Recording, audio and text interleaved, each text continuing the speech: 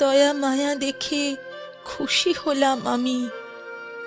দুঃখ তোমার যাক দূরে যাক, সুখে থেকো তুমি।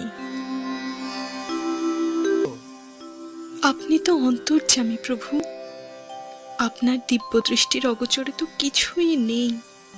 আমি বড়ই দুঃখিনী বাবা ঠাকুর, আমাকে দয়া করুন বাবা ঠাকুর। ওই যে পুকুর দেখছো, ওখানে একটি মাত্র ডুব দিয়ে আমার কাছে এসো মা। যেমন আজ্ঞা করেন বাবা ঠাকুর।